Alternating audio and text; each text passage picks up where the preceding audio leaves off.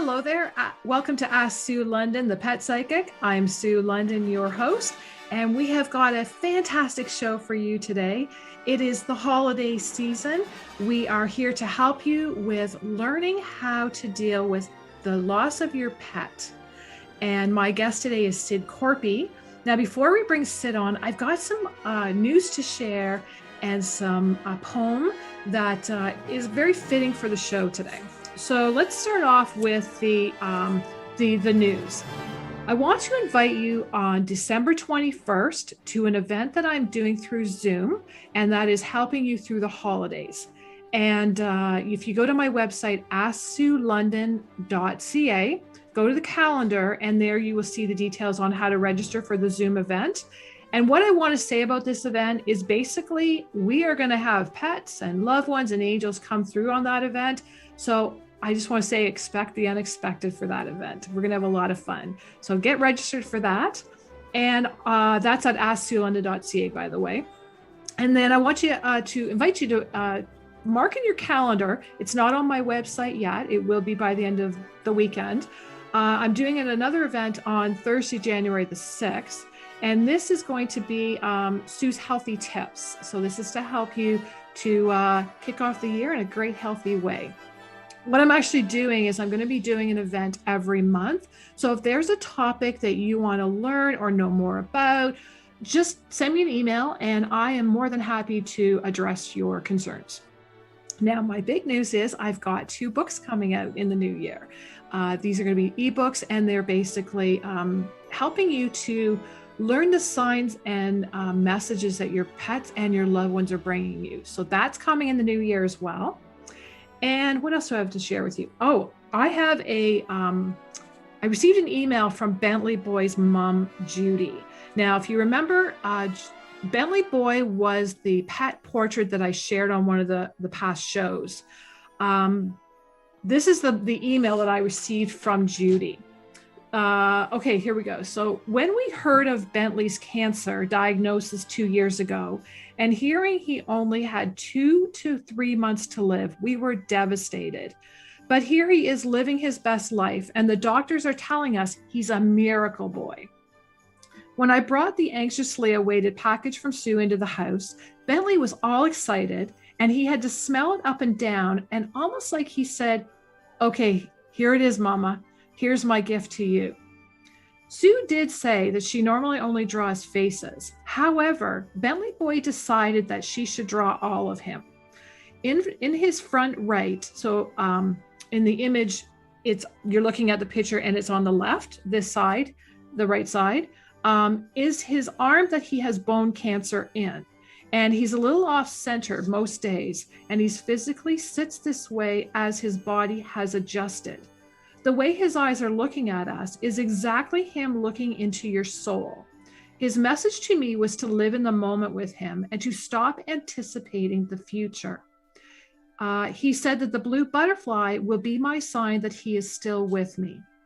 The message was so true to Bentley and something comforting for me to hear. In these past couple of years with COVID-19, I am not sure if I'm here for Bentley, or more likely the Bentley Boy has been here for me. Thank you, Sue, for this amazing gift, and lots of hugs and kisses there. So why am I sharing this with you? For 2 reasons. Your pet will choose when it's going to go. So if a vet tells you it only has a week to live, or if it has 2 weeks or a month, don't consume all your focus and energy around that diagnosis, because ultimately it's going to be your pet that will choose the timing. So I want you to consider that, okay? And then also, if you want to have a portrait done on your pet, go to my website, asksuelondon.ca. Under the shop area, you'll see a spot that says pet portraits. And I would absolutely be honored and love to work with your pet and give you your portrait that how they want to be seen. So that's that.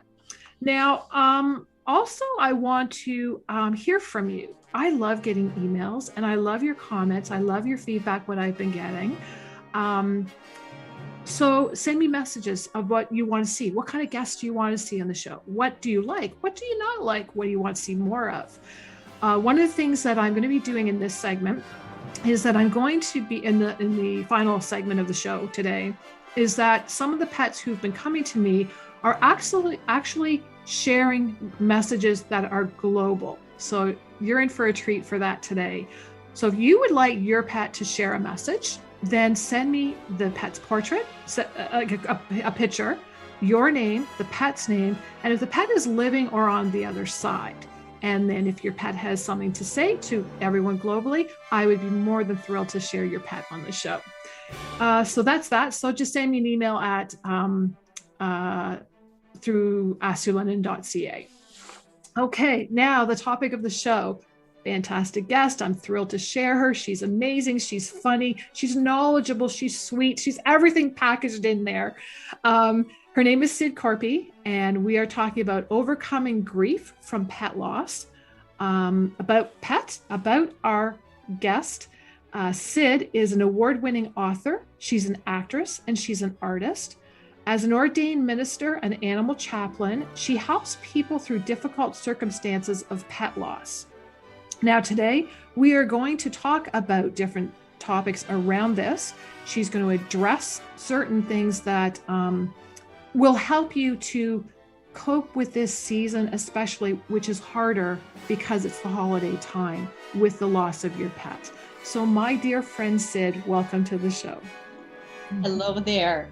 I'm so happy to be here with you, Sue. Well, you know what? There's a lot of people. December for me, December 3rd to be exact, is when I lost one of my pets. And on that day, every year for 20 years, it was 20-year anniversary on December 3rd at 9:20 a.m. I held my dog Rocky as he took his last breath. And even though I'm a psychic medium and I see him every day, it's not the same, I guess you could say. And so there's people out there that, don't have this ability like what I do. So what I want to ask you now, for all these people listening, explain to them why it's so hard for, pet loss is hard to process. Why is it so hard for people? For one thing, it's a very disenfranchised form of grief. Mm-hmm. Similar, I think, to a miscarriage. Okay. People don't know how to comfort you. They'll go right straight to you can just get another one. Yeah. And when people disregard and discount your grieving, it's a lot harder to manage. Another factor is, I'm speaking for myself here, but I can't spend 24/7 in the company of any human being and love them every instant. Yeah. But I can with my pets. Yeah. And so they're a much more presence in your life. And when that is gone, it leaves a far bigger hole than your great aunt Tilly that you only saw when you were 16. Right. Just because they're human doesn't mean that their impact when you lose them is stronger.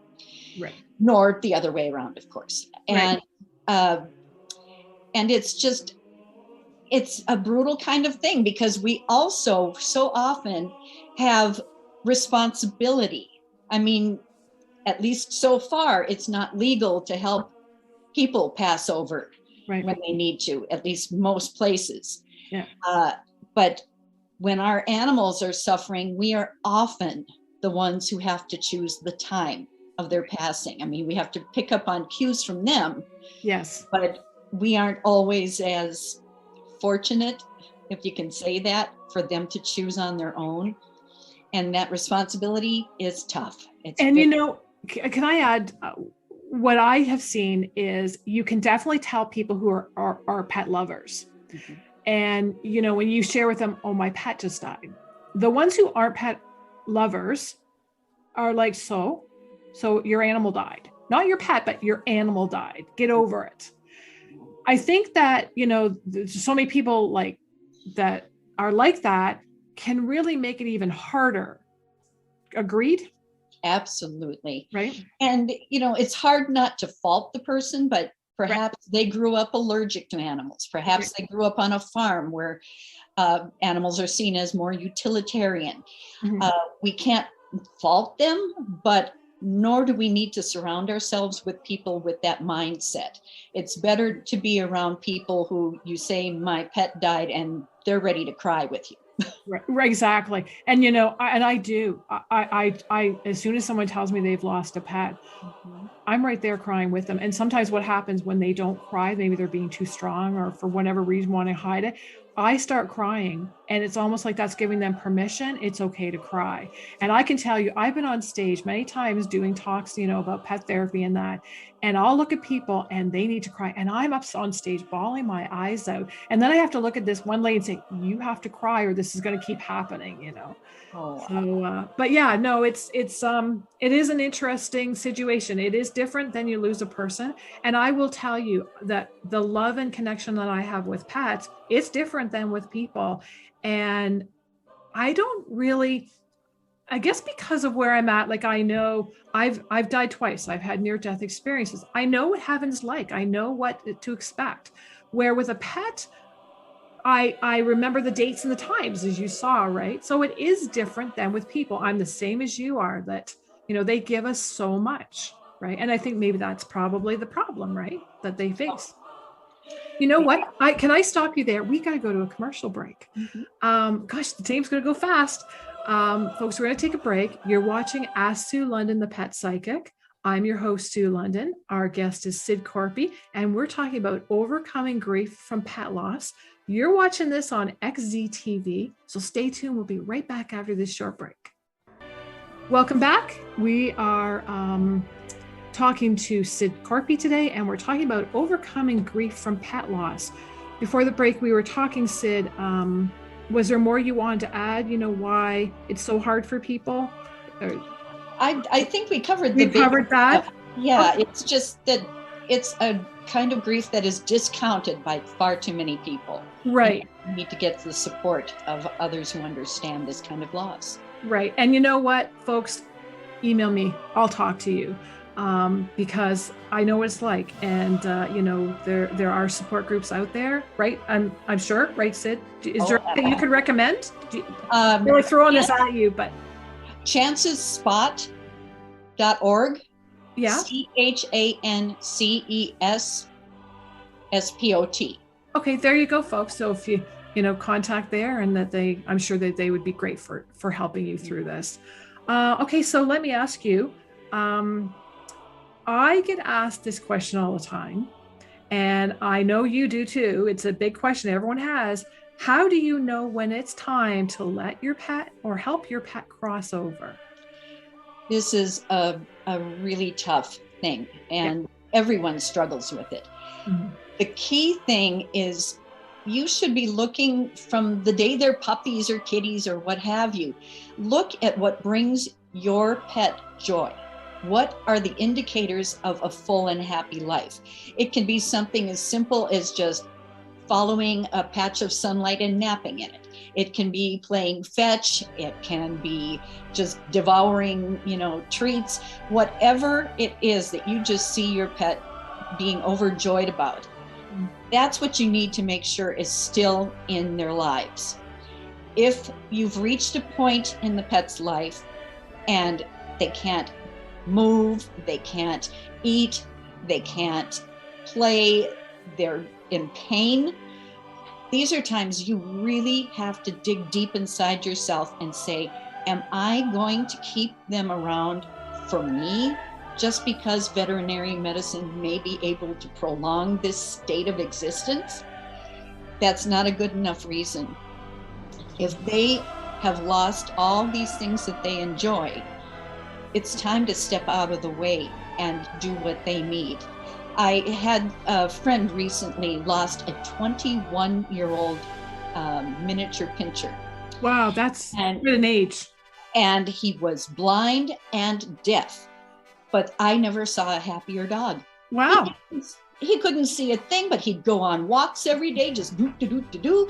She had to put different essential oils on the doorways of different rooms so he could manage his way through the house. Interesting. But he was so happy.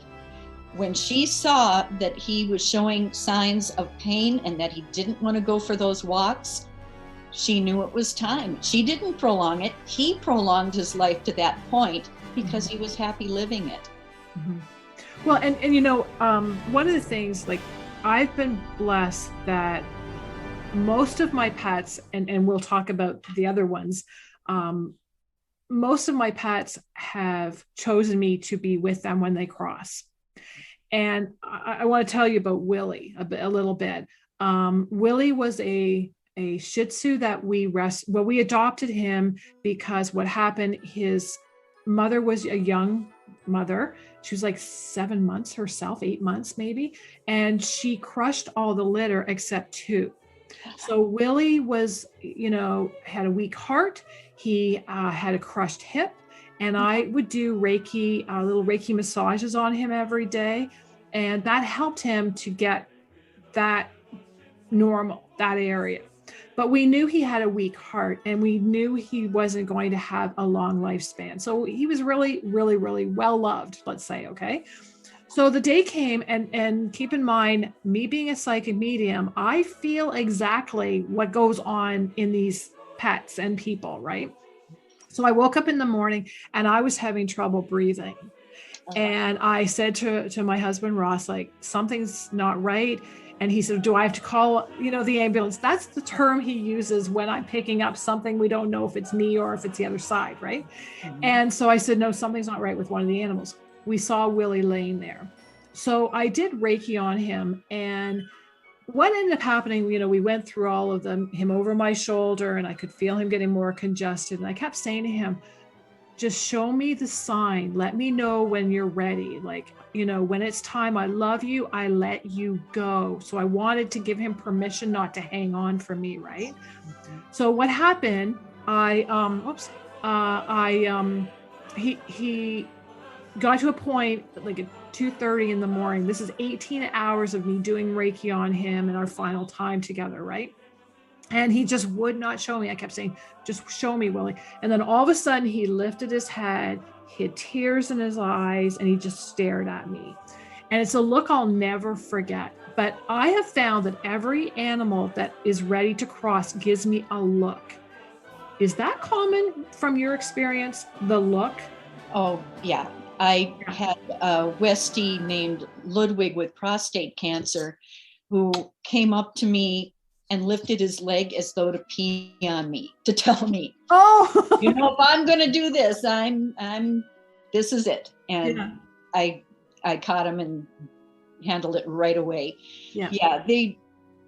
It's part of feeling the bond. Oh, my dog is shaking my table here.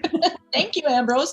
Expect the unexpected on Ask Sue London, the pet psychic, folks. I did to scratch his ear and he bumped my table. It's important to feel the bond with your pet, but take your needs out of the equation. And that is so, so hard for people. And I understand that. Mm-hmm. But worse than letting them go, even if it's a little premature, mm-hmm. It's far worse to feel like I made you suffer longer for myself. And can I add to that? Because this is important for people to know, because the one thing that was said to me with my dog, Rocky, now keep in mind, this dog I got 8 months before I was diagnosed with Crohn's disease. So that dog got me through Crohn's disease, got me through 2 near-death experiences, got me through a life and death pregnancy. I had 8 months bed rest with my first baby when it was high risk pregnancy. The dog was there through all this and the abuse and going through divorce. So this dog was my guardian angel, right? So here's this dog, he's showing me signs that he wanted to go. Well, he didn't want to go, but he was getting weaker. And I'm honestly going to tell you, I didn't want to let that dog go. And I had a friend call me and say, you are being incredibly selfish. And he was like laying it on the line for me. And I was like ready to cry. I was so hurt by, how could you say this? I'm not this kind of person. But he said to me, that dog is suffering because you want him to be there for you. You have to write down every single thing he did for you. And then this will help you to make the decision easier. And I did. And it was like, what am I doing? I am being selfish. And so what ended up happening, the vet came to our house. I held Rocky. I said, I love you. I let you go. And the vet didn't even have to give him the needle.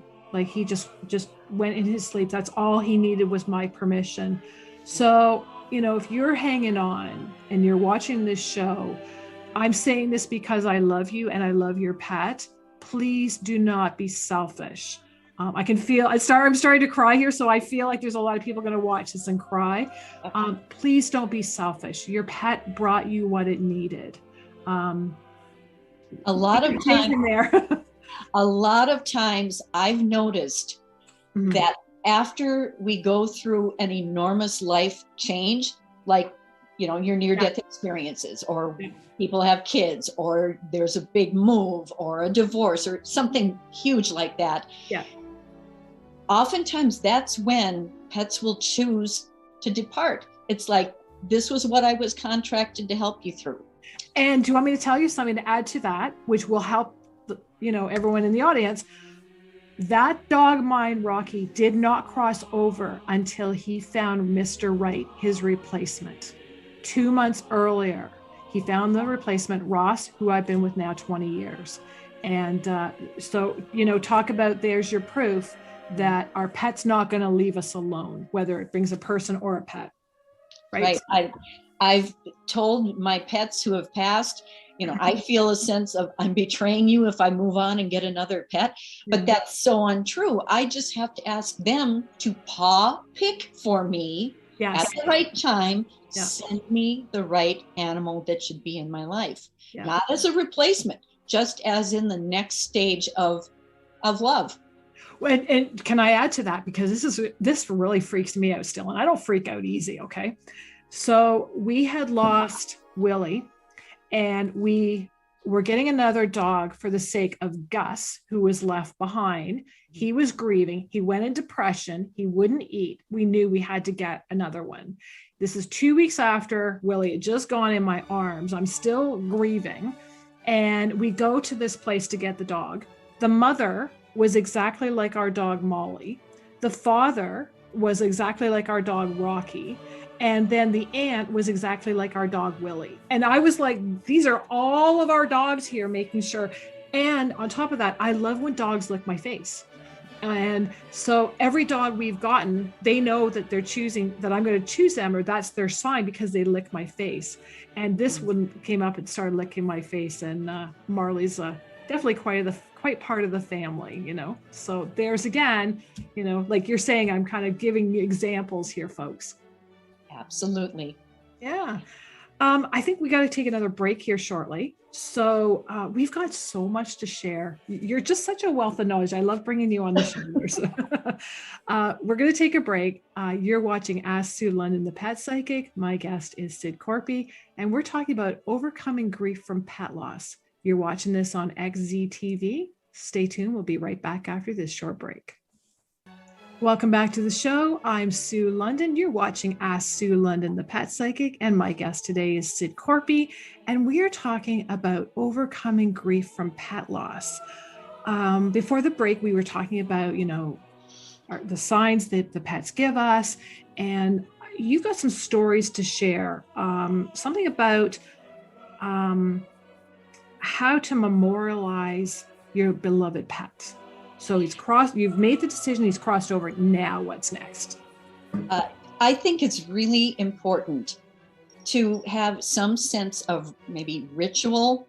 Mm-hmm. You don't have to be religious or anything, but just something that you, whether it's just sit down with a candle, calm yourself, and just meditate on all the wonderful, loving things that pet brought you, and give a big thank you to the pet, to the universe, to your higher power, whatever, for that. There are other wonderful ways to memorialize your pet. You can't see it, but I have about 20 ornaments that have to do with my pets, and they don't have to be gone. I have a Doberman named Fern that I had an artist friend of mine create this lovely little ornament with her name on it. Beautiful job. And those kind of things. Every year when I'm putting them on the tree, I'm remembering them, sending them love and thanks. You may do something like plant a tree in their honor. I have 2 gardens in my yard. One is Oliver's garden and the other one is Blanche's garden. And I planted a dogwood tree and I put little statue of a Westie there because that's what she was. You can come up with any one of myriad ways. I held an actual funeral for my Westie Ludwig, the one with the prostate cancer, and 30 humans attended because I opened it up and I said, it's not just his funeral. I want everyone to bring a picture of a beloved pet that they've lost and a little piece of paper with the pet's name. And we put the pictures on a stand and then had a fireplace. And for each one, we would throw the little piece of paper with the pet's name in the fire and just send the message to the universe of how much we love them. That's nice. It was so healing. Yeah, that's nice. You know what we do? So when we lose a pet, I have their collars and they're right in my drawer right beside me. And sometimes when I'm sitting working, if I'm working too hard or too long, I'll hear the collars jingling in the drawer and they're reminding me time to stop work, more balance. So they still, kick my butt even though they're on the other side kind of thing. And then what else I do, you're talking about your Christmas tree.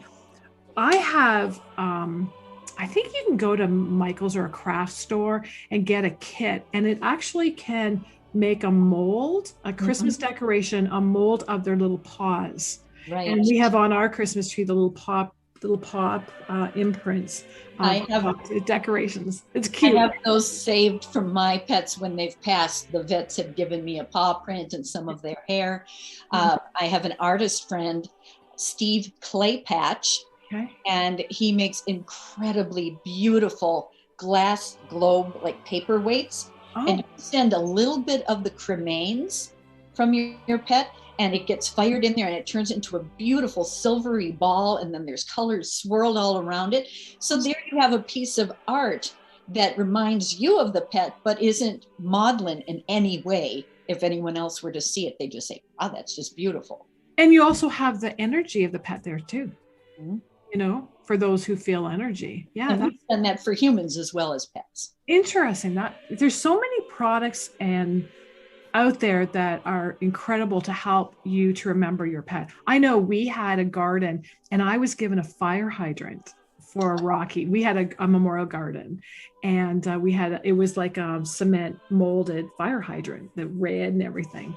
And the dogs wouldn't go near it because they, the backyard was like, we walk and they just wouldn't go to that one area. They wanted it to be nice. But yeah, every time I'd look out, I'd remember, what everything he had done for me. So yeah, that's really good information we're sharing. So glad you're here. Did I tell you that? I'm really glad I've been feeling this, odd acceptance. And as you said, you do beautiful pet portraits. I too will, do pet portraits for people. I think that's a wonderful way to commemorate an animal and just keep them in your heart forever. Yeah, it's incredible what happens now. We've got a lot to share. Like this show's going so fast, right? Let's talk about the beliefs regarding animals in the afterlife. You've got a story about Mavis, the ladybug story? Well, this is actually in my book. I have an Afterlife Connections section. Okay. And I have many, many stories of the animals that connect. But this one I started with because Mavis was a human. And this, we got like from the horse's mouth, as it were, evidence of an afterlife connection because of her. And it kind of helps people who are a little bit questioning whether or not they're just imagining things, because this goes a little bit beyond imagining. I was doing a wedding for someone and my friend Mavis had been in hospice. And I asked her before she died, "What will you send me to let me know you're okay?" And she said, "I think a ladybug, red with black spots. I think they're classy." I said, "I'll look for it." Well, she died on a Wednesday. I was doing this wedding at a country club on that Friday. And I walked into the country club's restroom and saw the bride and her entourage avoiding the groom. And I was washing up and I went to take a paper napkin out of the thing on the counter, and there was a ladybug. Well, I picked it up and put it on my hand right here. Mm-hmm. And I told the girls about it, and they just said, oh yeah, it's good luck. I said, it's a little more than that, ladies. And I told them, and they got mad at me because I ruined their makeup, and they cried. So I ran around for an hour showing every one of 250 guests, look at my dead friend. David is back. and for the most part, they just said, that's a miracle. That's wonderful. Well, it did not move from my hand. So I just said, okay, I'm going to do this wedding with a bug on my hand. So I did, and everything went off beautifully. Then I realized my hand is cramping because I've been holding it like this for well over an hour. I said to the bug, I need you to climb on my dress because I got to change the position of my hand. I went like this. It crawled right there like a brooch, and I have a Polaroid picture of it doing that. Interesting. We signed all the documents that we needed to, and then it started to get antsy and crawl around. I know I need to bring you back. So I put it back on my hand, and I went outside, and I thought, where am I going to put it? And by this little waterfall were some impatiens plants. And I brought it over, and I put out my finger, let's see, like that. And it crawled down my finger to the flowers. I said, Mavis, you rock. And it disappeared. At the end of the wedding, the bride came running out. She said, tell your friend we're so happy she came to our wedding. And it was amazing. After that, I would do other weddings, and she would send me ladybugs in symbols right on the table or something. And it turned out that the girl's nickname at growing up was Ladybug. And I had opening nights of plays in the middle of winter in Minnesota. And I would find ladybugs on the interior bathroom mirror on opening night and things like that. And so she told me, and it happened. And the same thing can happen with animals all over the place, but it's just harder to prove to the skeptics if you haven't heard it from the human being first. Well, you know, you're saying this now, like my husband and I, we believe this, we have experiences similar, and he's just fascinated with cardinals. As a lot of people, people come back as cardinals. And we had one cardinal after my father-in-law crossed, that it would just sit on our gazebo roof looking into our bedroom. And we knew it was Dad.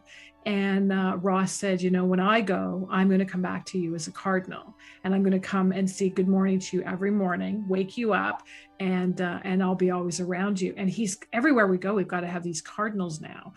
So it's crazy. And I always say I'm going to come back as a butterfly, because I think they're so pretty, right? So yeah, and that's a good conversation to have with your loved one, because then they know what to look for, and that helps them to know what the signs are, right? It gives validity. I had a step uncle who was mentally challenged, and he would always love to go and feed ducks, you know, bread and whatnot. And when he passed, a duck came up to the church door and pecked at it at his funeral. Wow. Yeah. And he said, well, that's Ben. Yeah. It's just crazy when you know what you know, then you understand it. And it just makes you have so much more comfort, you know, with all this, right? We've got like about a minute left. And I know there was so much more we were going to talk about. In a minute, is there anything, how would you like to end this for people to give them comfort? What would you like to say to them? Well, you can trust that your pet is existing beyond death. For them, they're very accepting. Going to be dead is just crossing into a new room of the house or something. It's a new state of being, and they're not afraid of that. They're afraid of pain and fear and losing you. But they're really going to be fine. And believing is seeing, not the other way around. If you believe it, you can see and feel those messages of love, and be willing to let them go. I mean, they may not have to stick around all the time after they pass. They may just stay long enough to make sure that you are doing okay. And then they go on to whatever is meant to be for them. Very well said, my friend. Can you share with everybody one more time your website address? It's www.goodgriefpetloss.com. Perfect. And well, also just arting around MN for Minnesota.com. That's my art. Perfect. Well, we're going to share those links on our website, so you can check that out, guys. I love you, my friend. Happy holidays. All the very best to you and your family. Big virtual hug. There we go. Thank you, everybody. Have a blessed time. We're going to take a quick break now. You are watching Ask Sue London, the Pet Psychic, and you're watching this on XZTV. Stay tuned. We'll be right back. Welcome back to the show. You're watching Ask Sue London, the Pet Psychic. We've got a different part of the show now. I'm going to do something a little different. Many of you have sent in your pictures, and they have shared with me, your pets have shared messages with me that are for a global audience. And I have permission from the owners to share this with you, that the pets have shared for you. Okay, so here we go. The first pet that is going to talk to you is Spot. And Spot was my dog when I was growing up. And Spot's message to you is, it is okay to say no. Do what is right for you. Sometimes people always think that if I do this, they will like me. They will accept me. I will fit in better. I will be approved. Well, I want to tell you, if you are one of these people that keeps saying, yes, I will do it, that is the wrong thinking to have, okay? People who are constantly asking you turn out to be using you and abusing you, and you're a doormat to them, basically, and things will not change. So I want you to look at the patterns that are happening in your life. Spot wants you to say no more often in your life. That is okay to do. You are so worthy of doing that. Say no more often. So Spot's message is, it's okay to say no. Okay. Next message is from Ella, and Ella is a dog, and it's Trisha's dog. And Ella's message is, eat a clean and healthy diet. Now, when you eat a clean and healthy diet, it's going to help you to become clearer. It's going to help you become more focused, have more energy. You're going to find that the good news about this is that you're going to even lose weight. And when you lose weight and you're eating a cleaner diet, the inflammation in your body starts to go away. And when that happens, you actually have less pain in your body. So Ella's asking you, eat a clean and healthy diet. Now, one of the things that she reminded me to share with you is that to know that you're having a food reacting, here's some signs. So if you eat a food and you start feeling really tired, or if you start feeling achy and bloated, or you feel like your heart starts racing, these are signs for you to know that you are reacting to that food. So what Ella and I both suggest is to keep a food diary. Write down the food that you ate, the time that you had it, and what the reaction, if there was one. And this will show you a pattern of what foods that you can handle and what you can't. And also, by doing this, it's going to help you to be very clear and focused on the food groups you're going to eat and what you're not. I'm just going to let you learn about that more. I'm not going to give those secrets away to you. But Ella wants you to eat a clean and healthy diet. Okay, the next pet is Daisy, and Daisy was sent in by Brenda. Now, Daisy wants you to focus on the small things in life. These are the things that are very important. Now, I want you to think about, fast forward and see yourself in a nursing home. You're all alone. Your significant other has crossed over. You're in a wheelchair. You don't have much quality time in your life. And I don't want to say everyone's going to have that happen, but I want you to see in a place where you can't be making the changes you can as you could now. So focus on the small things. And when you focus on these small things, when you're older, these small things are going to be such gifts for you. They are going to be such treasured items, memories that you're going to remember. And you don't want to let life pass you by. So focus on the small things. And when you reflect over your lifetime and you say, I did this, I remember that, I was there when my grandbaby took their first step. I was there when my puppy had, my puppy was born. These are great things, okay? So focus on the small things in your life. Okay, Cosmo was sent in by Janet. And Cosmo's message is get out into nature. It's very grounding and healing for you. People who suffer from stress, sickness, or trauma, they can spend quality time in the gardens, in the mountains, in the woods, by the water. You can be simply sitting on a bench in a park and put your bare feet on grass. All of this is very healing for you, and it will help you to de-stress. It will help you to feel better from traumas. It will do so much miraculous work behind the scenes that you're not even aware of. It can be healing for disease. So much can happen with this. So Cosmo wants you to get out into nature. Now, Dex came to me from Dondi, and Dex wants you to know that everything in your life is happening for a reason. God is only bringing you what you can handle. You've got this. Dex says, I know you can set your mind to anything that you do. So when you look back, everything is happening in your life for a reason. Look back at the situations that happen in your life. What did you learn from that? What did that experience do for you? Did it make you a better person? Did it make you learn to value yourself, to feel like you're more worthy? Did it bring you abundance? Did it bring you a significant other? So every single thing in your life is happening for a reason. And that message came from Dex. Okay, the next message comes from Henry. Now, Henry is a very funny, comical cat. And Henry says that he wants you to add adventure into your life. Try new things. It makes life very exciting. Now, we do this as a family in our household. We will pick something new to learn or to do or to go, places to go every month.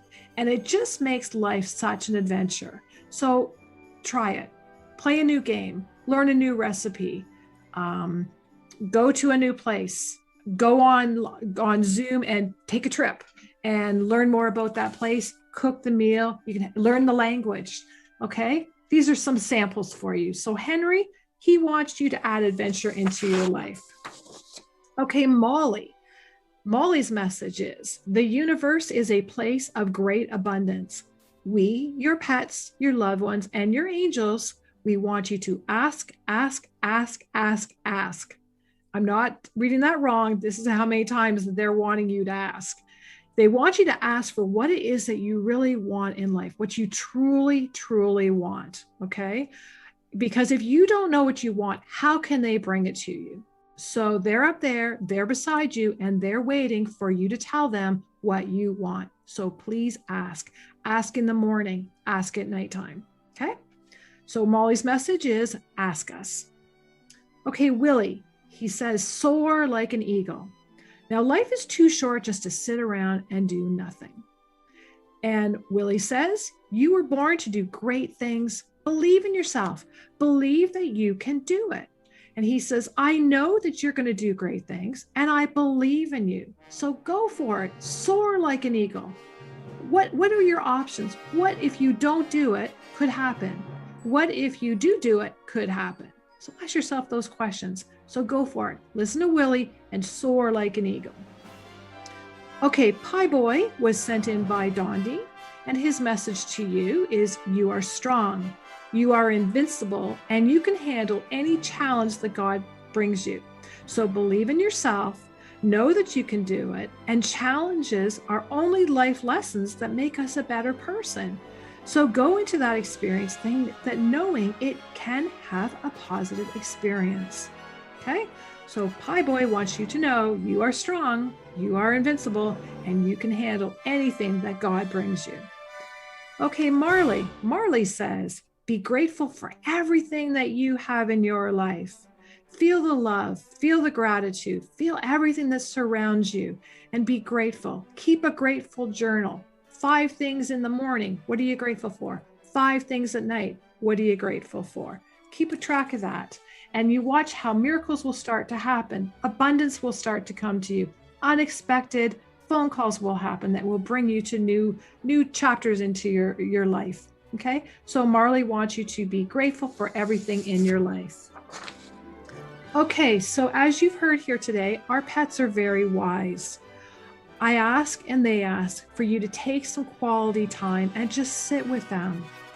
And when you're sitting with them, focus on what thoughts come to your mind. Because when you're doing this, that is actually your pet talking to you.